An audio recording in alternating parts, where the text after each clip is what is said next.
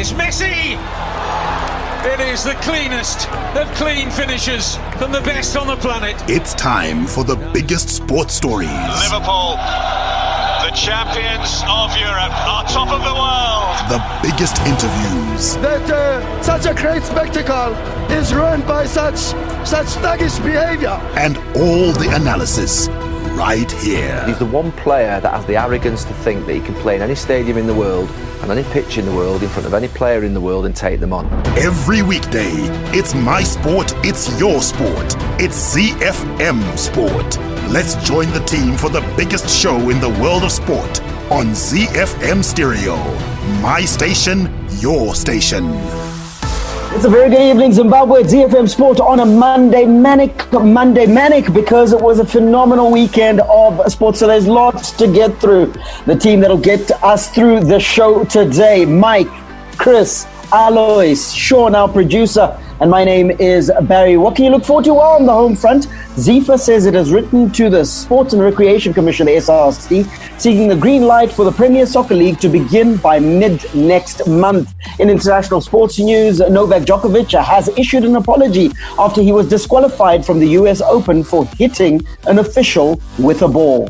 We take you around the world in 60, beginning in Australia, where the Melbourne Rebels secured a dramatic last-minute victory over the Perth Western Force to book their place in Super Rugby AU playoffs. In England, Joss Buttler will miss England's final T20 international against Australia tomorrow after playing a starring role in the team's victory over Australia in the second T20 international. And in the United States, Milwaukee Bucks star Giannis Antetokounmpo limped out of his side's overtime win against Miami Heat.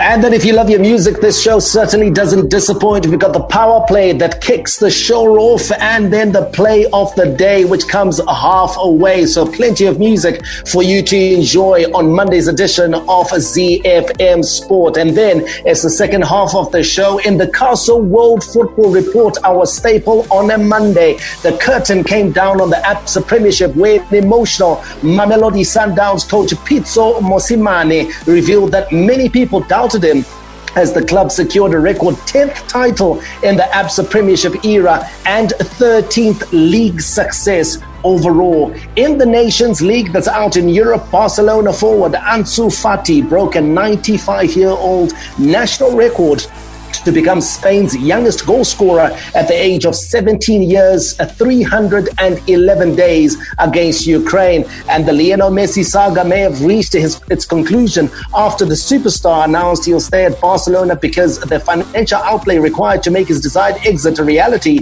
was impossible. But as Mike said, we start with our power play on Manic Monday. This one is by Ozuna, Doja Cat, and Sia. It's called Del Mar. The Warriors, the Chevrons, the Cheetahs, the Mighty Warriors, and the Sables. From the pool to the track to the field, we are Team Zimbabwe.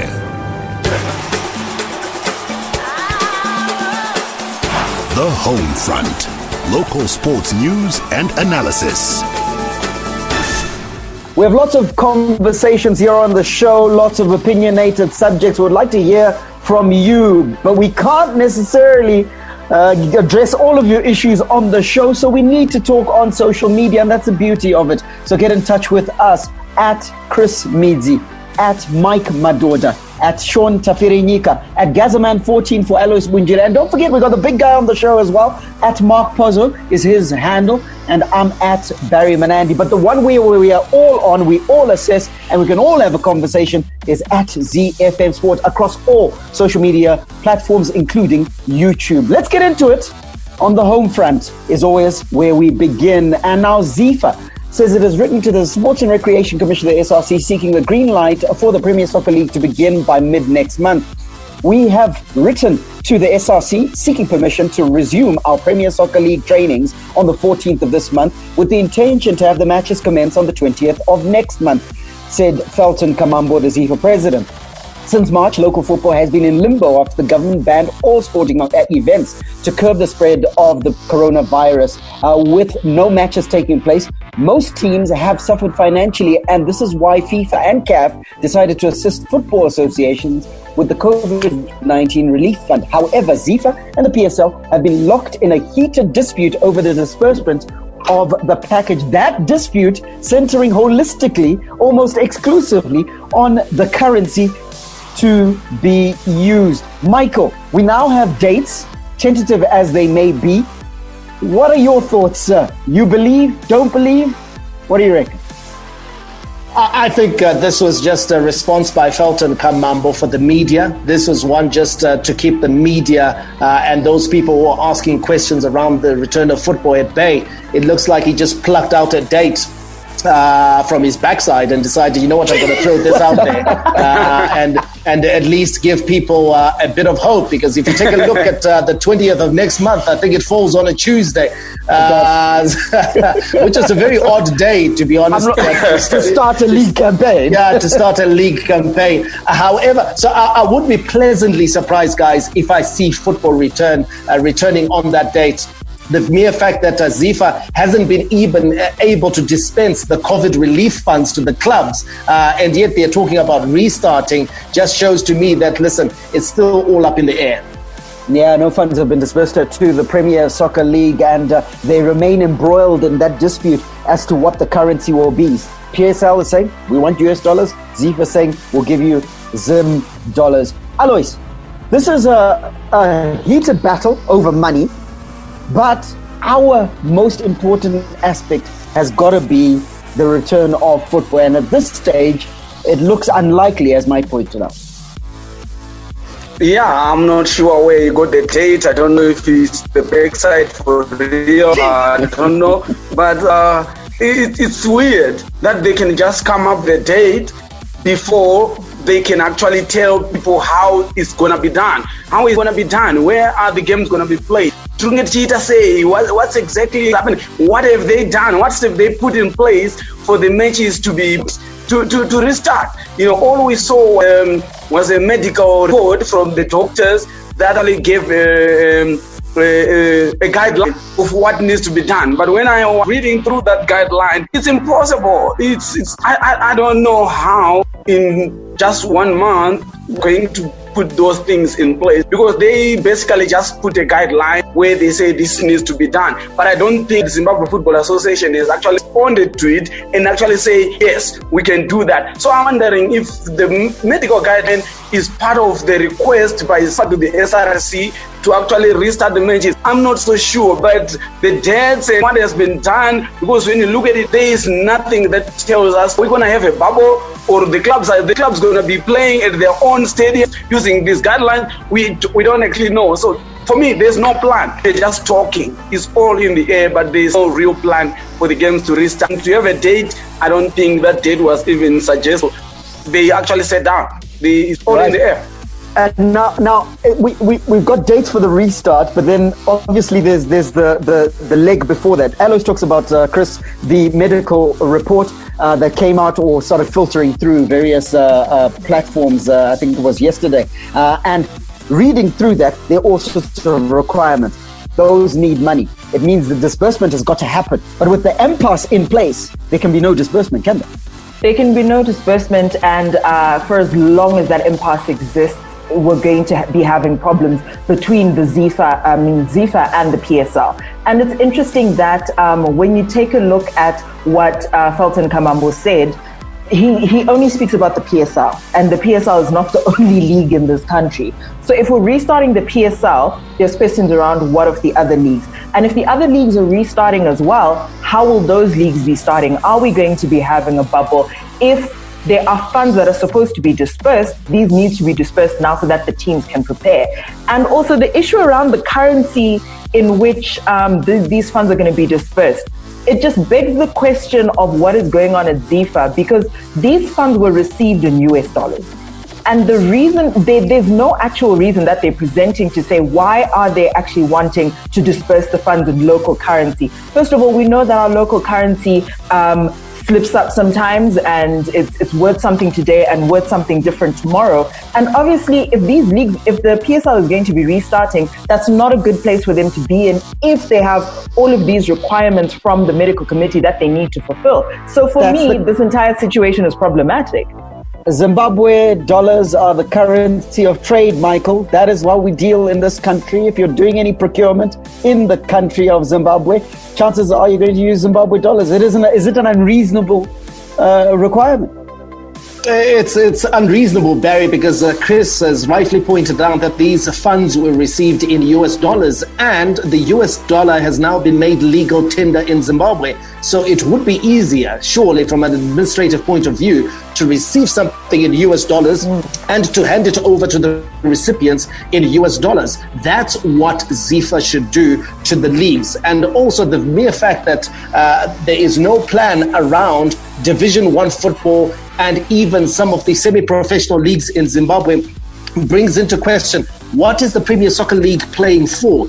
Is this one of those scenarios where they just want to fulfill the season? There's probably going to be no relegation, no promotion. And if it's like that, clubs in Division 1 will be looking up and saying, you know what, is it worth restarting in the first place? Because if we're playing for nothing, it means that it's just capital expenditure with no reward on investment. There was another element around the money, and that was the fact that after the Indaba that was held between the Premier Soccer League and ZIFA, well, before that Indaba, ZIFA announced that they were going to give a certain amount to the Premier Soccer League clubs and a certain amount for administration. After the Indaba, where PSL raked ZIFA over the hot coals, they then came back and said, well, we've actually adjusted those amounts downwards. It looked like a bit of punishment, didn't it, Alois? And now the PSL is saying, no, let's revert back to the July 20 figures that were announced, whereby the Premier Soccer League administratively would get a certain amount of money. We've got a bit of a cold war going on here, and that might actually hamper the return of football, might it not? Yeah, you know, Barry, when you look at the situation with our Premier Soccer League and ZIFA that don't work together, which is actually a big problem that we actually have in the country, because these bodies are supposed to be working together for the benefit of football. If you look elsewhere, a lot of associations, they've got one person who is part of PSL and part of the good example is South African Football Association.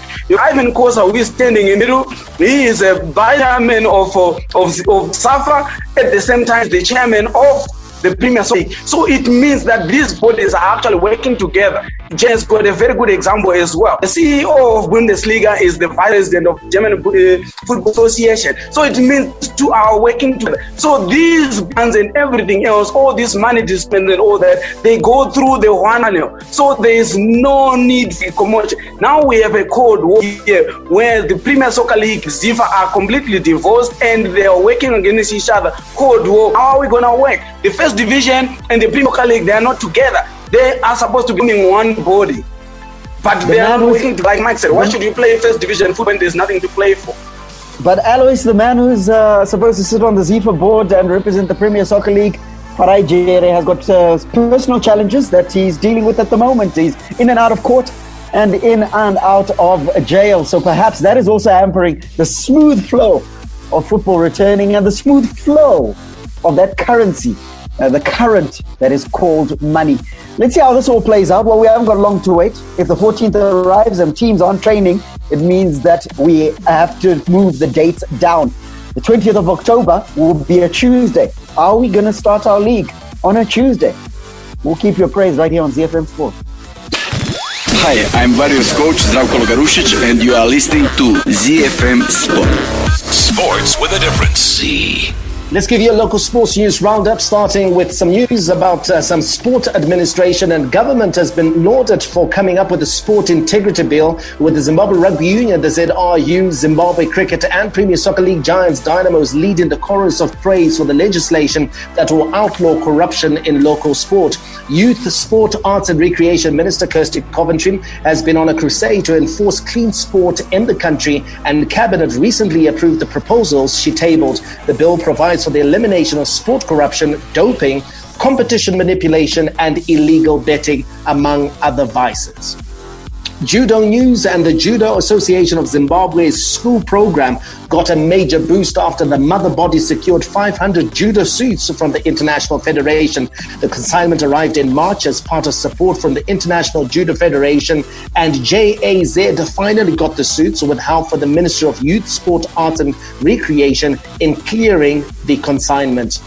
We wrap it up with news out of the Castle Lager Premier Soccer League, the top tier of domestic football in Zimbabwe, where Highlanders have refuted rumours that they are headhunting a coach to replace Mark Harrison. The nomadic Briton, who had stints with Caps United and Harare City on the local scene, penned a 2-year agreement with Boso, but only took charge of one official match, the Castle Challenge Cup, that Boso lost 2-0 to FC Platinum, before all sporting activities were grounded by the outbreak of the coronavirus pandemic and the subsequent lockdown. Boso and Harrison then reached a mutual understanding under which the coach returned to Britain, since the club could not be paying his salary while there was no football activity.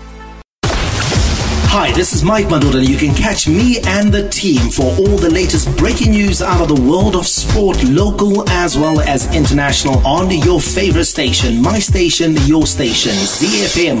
We are Z-Team on ZiFM Sport. Z. From the front of the grid to the back of the net, it's ZiFM Sport.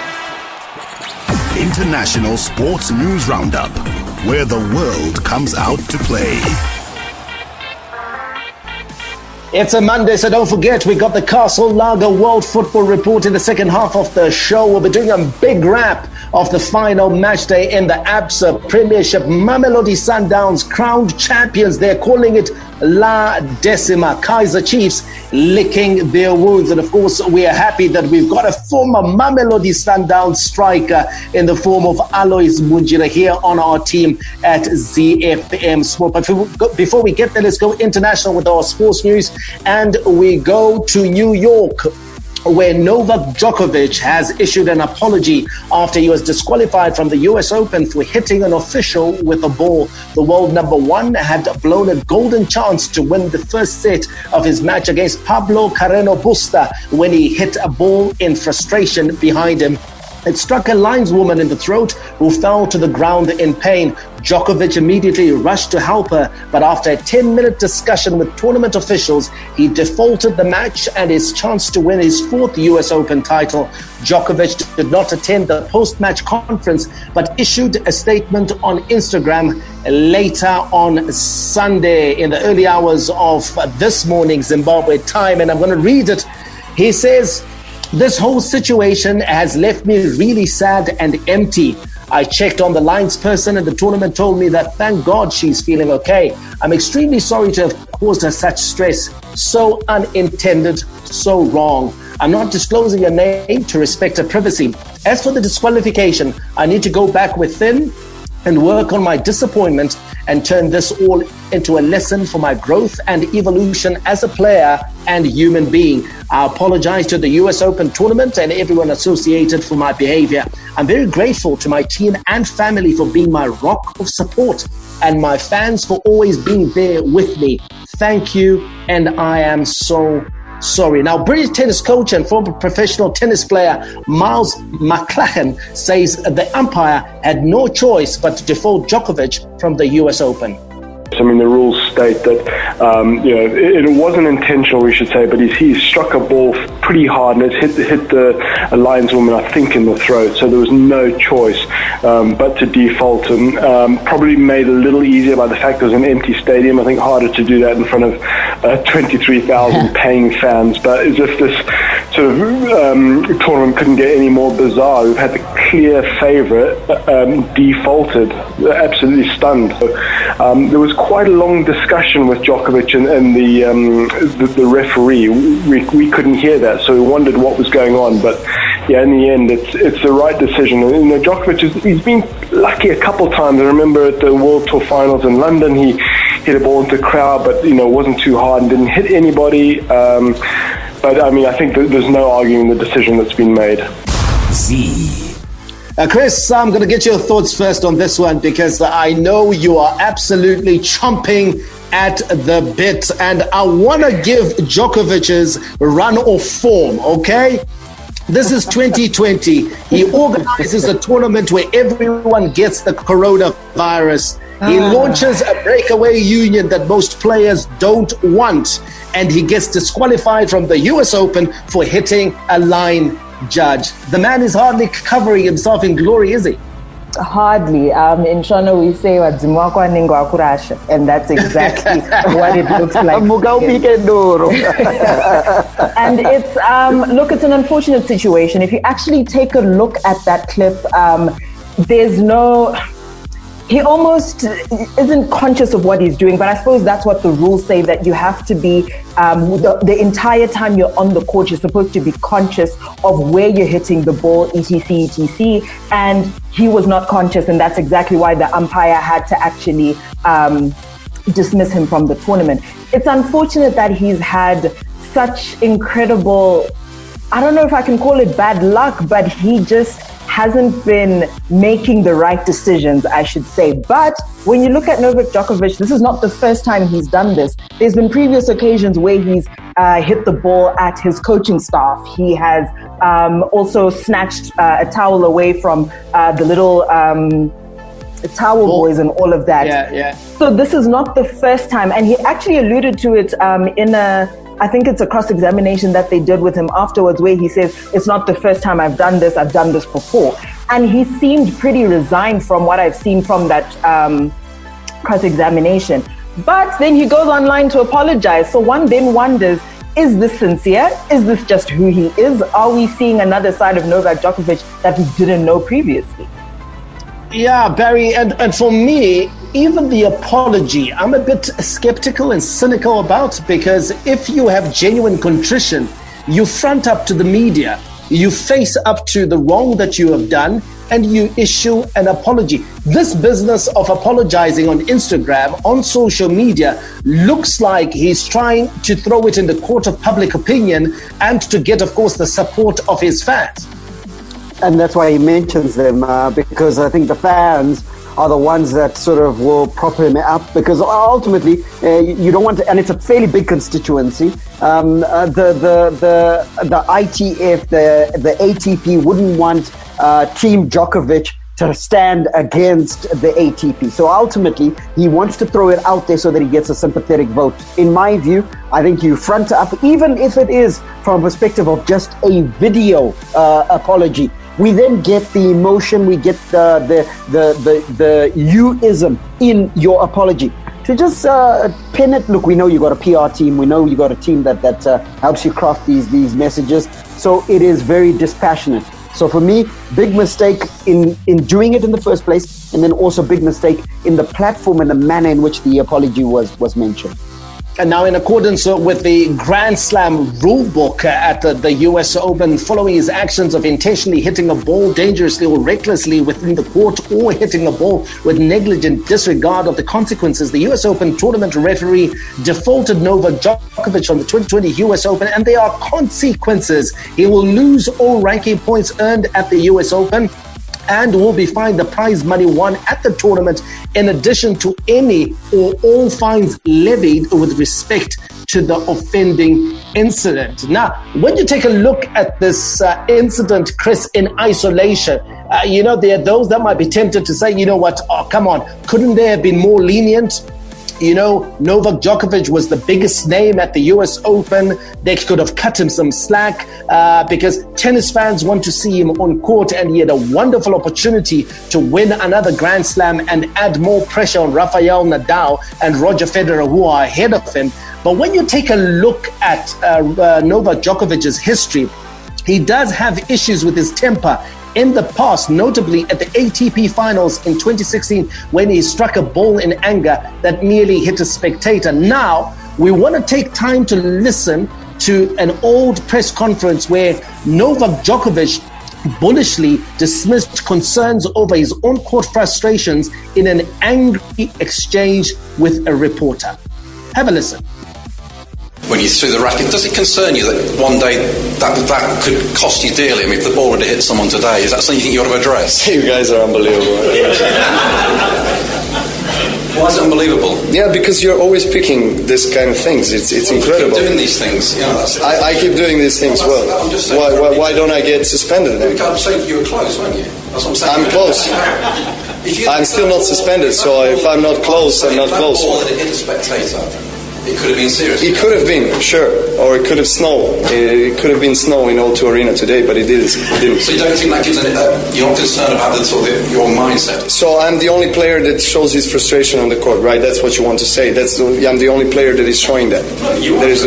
Sorry? You're one of the top ranked players in the world. So you are showing this frustration. I'm asking you, do you think it's an issue for you? It is not an issue for me. It's not the first time that I did it. Right. Next question, please. Now, Chris, just listening to that exchange with that journal in that press conference, first of all, it brings to the fore that he is a repeat offender. Mm-hmm. Number two, that when he's been warned about it and taken to task about it previously, he has been very arrogant and offish about it. Definitely. And that arrogant and offish attitude previously is what leaves us in doubt of his apology now as well. In terms of your previous question about the US Open, for example, the umpire really had no choice. I think it's pretty clear that this guy is a repeat offender, and to some extent he expected that he'd get another slap on the wrist and be allowed to continue. But I think in this instance, I think this would have set a precedent going forward for other players to be able to call back this incident and say, oh, but when it's Novak Djokovic, he's allowed to proceed and to continue. And the rules are absolutely clear. The rules say intentionally hitting a ball dangerously or recklessly on the court, negligent disregard of the consequences, which is exactly what he did. So there was no out on this one. The US Open really had no choice, and I'm not surprised by the umpire's decision at all. In fact, I think this should have been what was happening previously with all of his other temper tantrums. And Barry, of course, the precedents before him, I think made it very difficult for him to survive. I think Tim Henman at Wimbledon, he was chucked out of his home tournament. And then you've got Denis Shapovalov, who was playing in a Davis Cup match, guilty of the same thing as well. They were disqualified. So there is precedence, and Djokovic should have known better. He should have known better. And look, we focus on the offender. But I think it's also important for us to highlight the tour and the way that they've efficiently dealt with this, because they could have erred on the side of emotion. Because remember, like you said at the top of this discussion, he was the biggest name out there. It takes some of the gloss off the US Open, but it's a decision that they made, and they made decisively and finally.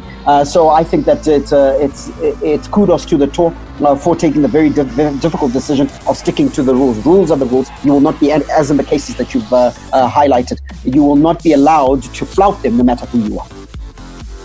Okay, the US Open continues with the last part of the fourth round matches before the quarterfinals begin tomorrow. And I guess if there's an upside to the disqualification of Novak Djokovic, the men's world number one, is the fact that we're going to have a brand new winner of a Grand Slam at the US Open, guaranteed in the men's draw. Hi, this is Benjamin Locke. I'm on the Zimbabwe Davis Cup team, and you're listening to ZiFM Sport. Around the world in 60 seconds. International sports news. We take off in Australia, where the Melbourne Rebels secured a dramatic last-minute 34-30 victory over the Perth Western Force to book their place in the Super Rugby AU playoffs. Needing to win by 4 or more points in Newcastle, the Melbourne outfit kept their season alive by the barest of margins to deny the Waratahs the final playoff spot. The Reds ended the regular Super Rugby AU season in fine style by overcoming leaders Brumbies 26-7 at the Suncorp Stadium. In New Zealand, Will Jordan scored a try on the final play to clinch a 38-35 victory for the South over the North in New Zealand's first inter-island match since 2012. We head over to England, where Joss Butler will miss England's final T20 international against Australia on Tuesday at the Ages Bowl. The wicketkeeper batsman left England's biosecure bubble on Sunday evening to be with his family after playing a starring role in the team's 6-wicket victory over Australia in the second T20 international. Having featured in all 6 test matches this summer prior to joining the white ball side for the ongoing series. Butler has been inside the team bubble for the last 10 weeks and has not seen his loved ones in that time. And we touched down in the United States. Some bad news for Milwaukee Bucks fans. Giannis Antetokounmpo limped off his side's overtime win against the Miami Heat. Antetokounmpo, on course to win his second consecutive NBA MVP award this season, re-injured his sprained right ankle in the second quarter. But the Bucks went on to win 118-115, avoiding a 4-game sweep in the best-of-7 Eastern Conference semi-final. In the Western Conference, the Los Angeles Lakers beat the Houston Rockets 117-109 to level their series at 1-1.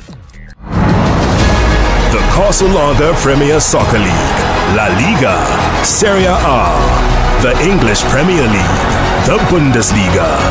It all comes together with the Castle on the Casalaga World Football Report. The beating drum.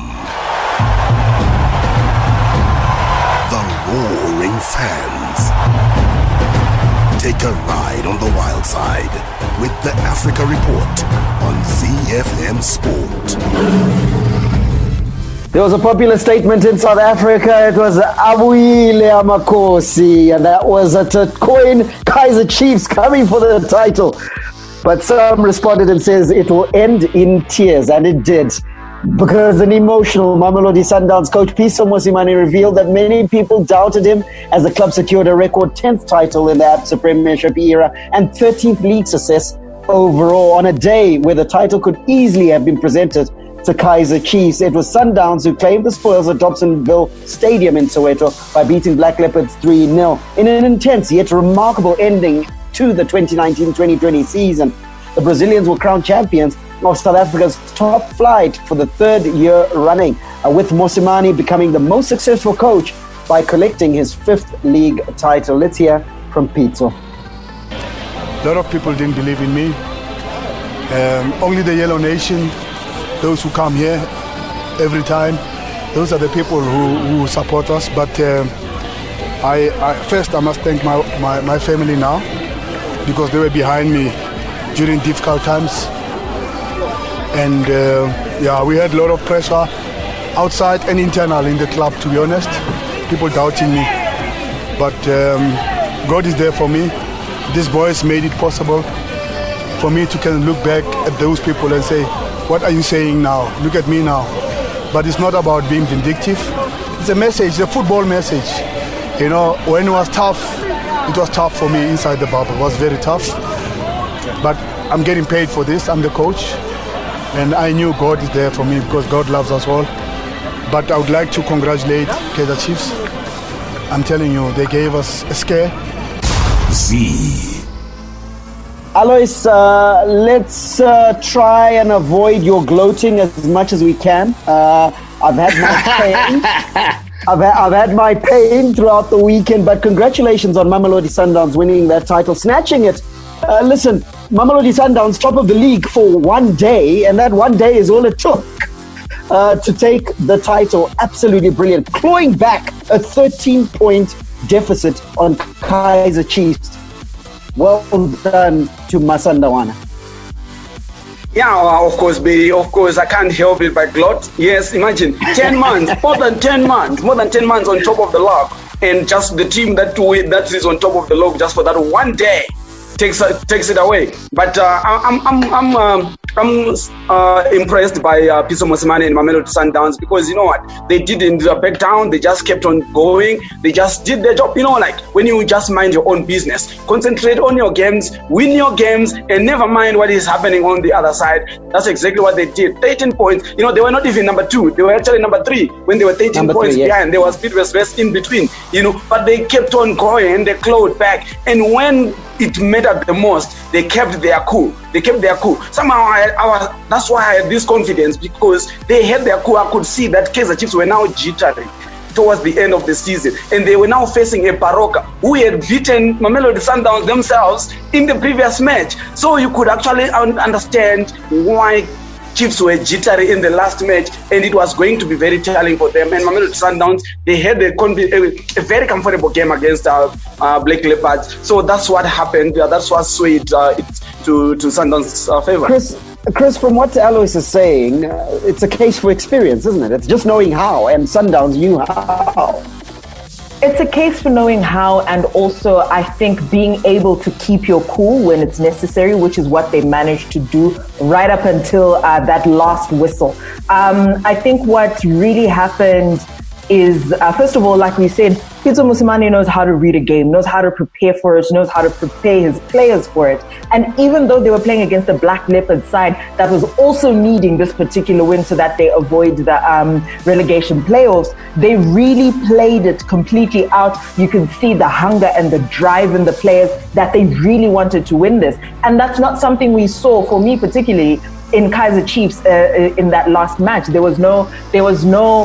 just didn't want it badly enough from just watching them play, and especially after the equalizer was scored.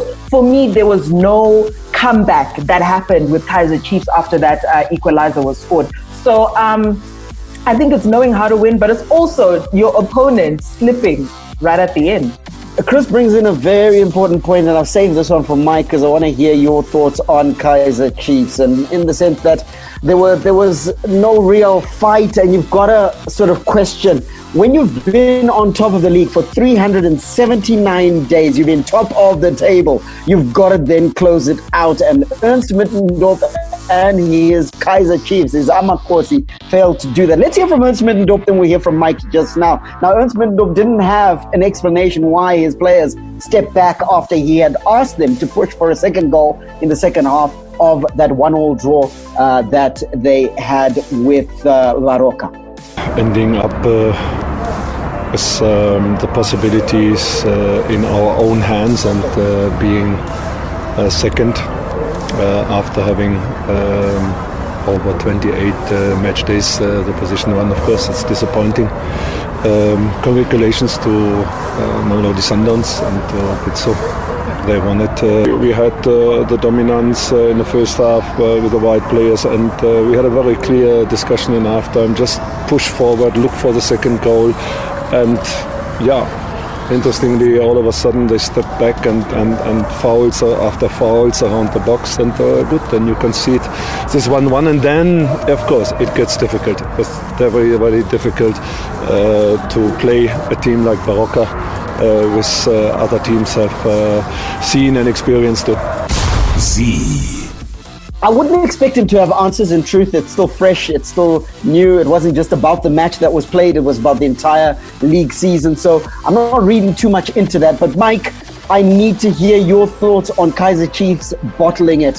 Where do we place the blame? What address do we put on that envelope? Barry, you've used the correct phrase. They bottled it. And I think we can remove Middendorf from the discussion. If you go into a final match day, leading the race for honours, needing just a victory to be made to win the championship, any professional footballer worth their salt doesn't need any motivation. You know, it really comes down to heart, it comes down to desire, it comes down to fight, it comes down to energy. All those characteristics were missing from the Kaizer Chiefs performance on Saturday. Middendorp has talked about the fact that he urged the team to pull forward and get the second goal. I remember I was on Twitter when I was watching these two games, and I actually tweeted that Kaizer Chiefs need to get the insurance of the second goal. They didn't do that, and what happened? Baroka, sure as hell, Barry, they equalized from a set piece like they have done on so many occasions after the return of football in the bubble in Gauteng. They've been very good at the set piece, very organized side, and Barry, secured their survival, Mark. Absolutely, and I think that's the one thing that perhaps Kaizer Chiefs forgot, that we're not playing a team that's survived, we're not playing a team that's comfortable in mid-table, we're playing a team that's trying to get a result to ensure that they survive and remain in the ABSA Premiership. I look at the players, Barry, and I think Kaizer Chiefs is a side that needs refreshing. A lot of those players, you know, I know Zimbabweans will be happy that Kama Billiard scored, but that was virtually his only contribution in that game. He was missing for long periods of that game. You take a look at Bernard Parker, he's 34 years old now. I think he should be put to pasture. Katsande offers nothing other than energy. And when the game, Barry, came to the crunch, I thought he was outplayed, Barry, by the youngster who was playing in midfield. I think his name is Goodman Moselele. I thought the youngster was absolutely impressive for Baroka. Played well, passed the ball, kept it moving, and Katsande was a yard short of the pace. So I think Katsande right now, it's time. He started considering the likes of Baroka possibly as a place to spend his twilight years. Mike says the players have got to put their hand up. I think that Bobby Motaung has got to look in the mirror as well and take some blame, because he let George Maluleka go before the season was done. He's got a midfield of tiring old legs, Katsande, Manyama, Bernard Parker. It's not good enough. He's got to take some blame surely as well.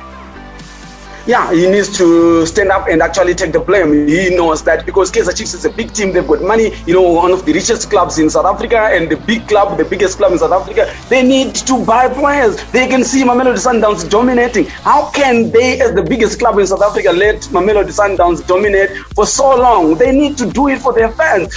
Like Mike also said, that Kaizer Chiefs lacked the match winner. Let's be honest, they lacked the match winner when they needed him the most. Not in this last game. They lacked the match winner since we came back from the COVID break. George Maluleka.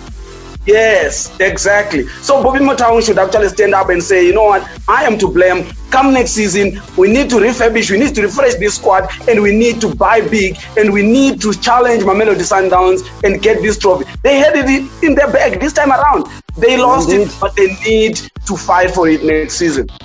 So Mamelodi Sundowns champions. Kaizer Chiefs finish in second, qualify for the CAF Champions League. Orlando Pirates getting themselves into the Confederations Cup through that victory on the final day. They finished third. In fourth position, Bidvest Wits, and in fifth position, SuperSport United. Relegated Polokwane City in last place, and then second last Black Leopards go into the playoffs, which are already underway. Cape Town City already getting a victory over Takuma Cha Madzivandila. TTM 3-2. Tomorrow it's Black Leopards taking on Ajax Cape Town in those promotion playoffs. The Golden Boot race, it ended with Gabadinho Mango and Peter Shalulile. Gabadinho Mango, of course, Orlando Pirates, and Peter Shalulile of Highlands Park, both on 16 goals. They share the Golden Boot award. Now, last week we spoke about the prodigious talents of Ansu Fati, the young Barcelona forward who's now made it into the Spanish national team, and he continued to write his legend this past weekend, breaking a 95-year-old national record to become Spain's youngest goal scorer at the age of 17 years at 311 days against Ukraine last night in a 4-0 win. Fati, also the youngest goal scorer in Champions League history and Barcelona's youngest scorer in La Liga, curled home a fine 20-yard shot off the post in his first start. He had already won a penalty scored by Sergio Ramos as he became the youngest player to start a Nations League match. Barry Mananda, I'm going to have to start with you because you had a few doubts around the talents of Ansu Fati. I hope those questions you had were answered emphatically last night. Well, no, I didn't have any doubts over him. I certainly saw a few stray passes. I thought it was nerves in his first game, but obviously he then warmed to the task.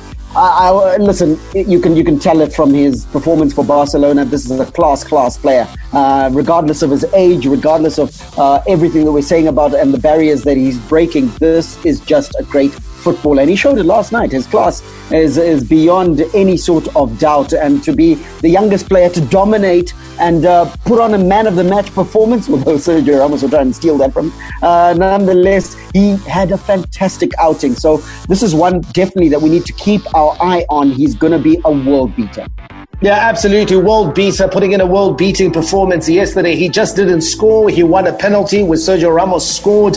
He also had 2 efforts cleared off the line. One would have been a spectacular overhead kick, and he was a thorn in the flesh of the Ukrainian side all night. Now, Alois, one of the things that's important for young players is that they are accepted by far more senior players. And when you take a look at Ansu Fati in the Spain national team, the players around him seem to trust him.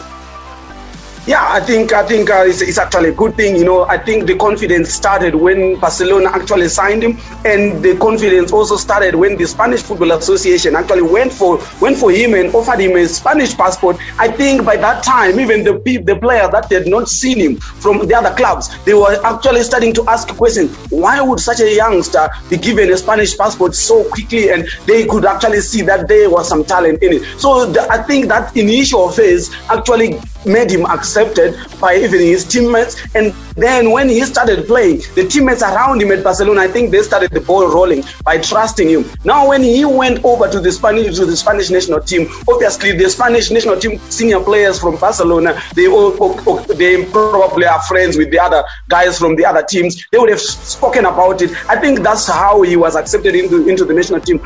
Like you're saying, it's very, very important to be accepted by the senior players in a team. And like you said last week as well, they were so comfortable in giving him the ball. Even when he's in a tight situation, they were giving him because they've got confidence in him, and it also built in him as well. And he grew. And look at him now. He has broken the record and he's a legend already.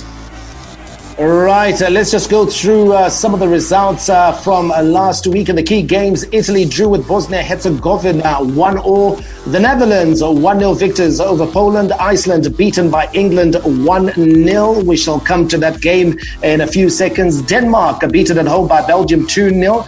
Portugal very impressive versus Croatia 4-1 victors, while Sweden lost to France 1-0. Now, Chris, I want to hear your thoughts on England. Just watching them play in that match versus Iceland, they looked lethargic, it looked laboured, it was insipid.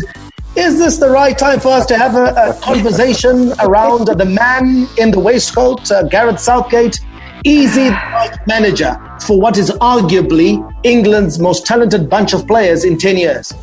I think it's time we have the conversation, because when we were looking at English players right across Europe during the 2019-2020 season, something that we kept on saying was that England has got a really good crop of players, and they do have a really good crop of young players that are being blooded into this team. And I don't think Gareth Southgate is necessarily the man that's going to be able to get the best from such a talented group of players. I think he's been there or thereabouts, but I think particularly with this bunch, he hasn't, for me, proven that he's able to extract maximum value from a team that we would have expected, especially in a match like this, to just completely run over Iceland, and they didn't manage to do that at all. Well, England are in action versus Denmark tomorrow, and people will certainly be looking for an improved performance from England. Gareth Southgate coming under increasing pressure and scrutiny. Other matches that you can look forward to: Italy will play the Netherlands, and Bosnia-Herzegovina will take on Poland. That action should be for tonight. We'll finish up with some news out of La Liga, the news we were all waiting for. Lionel Messi announced he will stay at Barcelona because the financial outlay required to make his desired exit a reality was impossible. The Argentina star sent shockwaves through Camp Nou last week when he announced he wanted to leave Barcelona in the wake of the humiliating 8-2 loss to Bayern Munich in the Champions League quarterfinals. Messi was of the belief he could leave on a free transfer after activating a clause allowing him to terminate his contract at the end of the season, with Manchester City quickly emerging as favourites for his signature. Let's hear from Lionel Messi. Que el presidente siempre dijo que yo al final de temporada podía decidir si me iba o no. The president always said that at the end of the season, I could decide if I stayed or not. Now they cling to the fact that I did not say it before June 10, when it turned out that on June 10, we're competing for La Liga and in the middle of this awful coronavirus, and this disease has changed the season. This is the reason why I'm going to stay with the club, because the president told me that the only way to leave was to pay the 700 million euro release clause, and that was obviously impossible. There was another way to go, and that was to go to trial. I would never go to court against Barca, because it's the club that I love, which gave me everything since I arrived. It's the club of my life. I've made my life here in Barcelona. Barca gave me everything, and I gave them everything. I know it never crossed my mind to take Barcelona to court. So Alois, when this news came about, there was a lot of talk. Is it just politics? Does he really want to leave? Are you surprised by this announcement? No, at the end of the day, I'm not surprised at all, Chris, because it ended up being an issue about the exit fee. The money that was supposed to be paid for him to leave was the issue. I have no doubt that the player wanted to leave. He really did want to leave. And if you see his father flying in, negotiations, the father saying, my son wants to leave, Lionel saying he wants to leave, it was always the case that he really wanted to leave. But they looked at the pros and cons of the situation. They realized that, you know what, it's not worth it. You know, the money is not worth it. Let's just wait for one more season. And probably he got a few more bucks, a bonus for it, another signing on fee, probably a sweetener here and there, so that he can actually stay. But I don't think it's going to be a very, very fruitful and happy stay there. Yes, he might be top goal scorer again, but I don't think he's going to be happy at the club. He is just going to go through the paces, finish the season, and walk away after the contract expires. Well, he certainly aired out the dirty laundry. Barcelona headed for a rebuild. Can't wait for that new season. And that rebuild must be led by Josep Maria Bartomeu. Is he the right man to be at the helm of Barcelona? It remains to be seen. That soap opera is going to play out. So we've got to go. We'll catch you tomorrow. Should be a good show. May God richly bless you. That's my story, and I'm sticking to it. And Andy, out. And it's Messi! It is the cleanest of clean finishes from the best on the planet. The biggest sports stories. Liverpool, the champions of Europe, are top of the world. The biggest interviews. That such a great spectacle is ruined by such thuggish behavior. And all the analysis right here. He's the one player that has the arrogance to think that he can play in any stadium in the world and any pitch in the world in front of any player in the world and take them on. Every weekday, it's my sport, it's your sport. It's ZiFM Sport on ZiFM Stereo. My station, your station.